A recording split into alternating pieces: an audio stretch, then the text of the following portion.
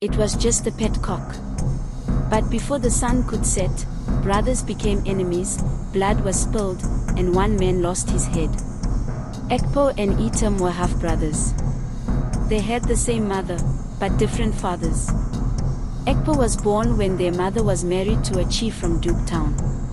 After some years, she left that marriage and moved to Old Town, where she married another man. That was when Item was born.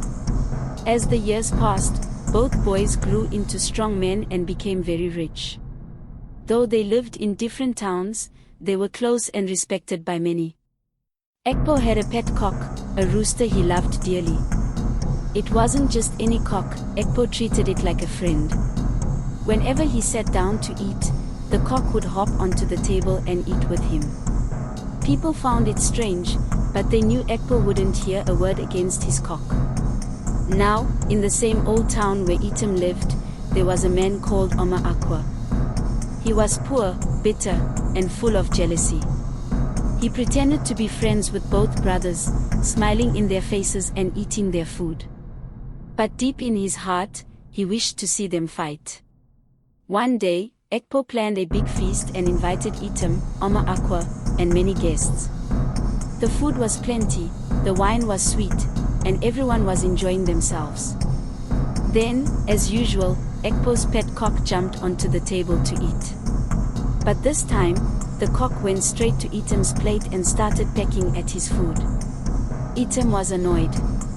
Without causing a scene, he told one of his servants to quietly take the cock and tie it up at his house until the feast was over.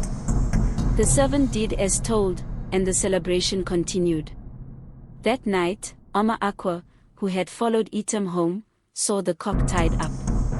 A wicked idea entered his mind. Early the next morning, he rushed to Ekpo's house. Ekpo welcomed him warmly. But instead of greeting him properly, Oma Aqua whispered, "Your brother took your cock yesterday and tied it up. He plans to kill it, just to see how you'll react." Ekpo was shocked. "My cock? My friend?" His face darkened. He became angry and sent Oma Aqua back with a message, "Tell Item to return my cock immediately." But Oma Aqua had his own plan.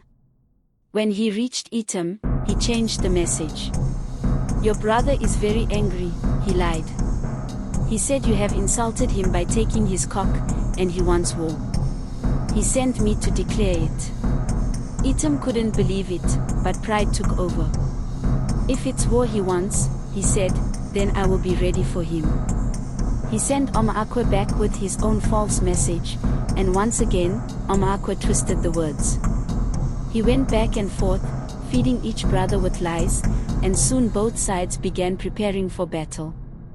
Oma Aqua told Ekpo, "Item has called his men and is waiting by the creek." Then he told Item, "Ekpo has gathered his warriors. Get ready to fight." A date was set.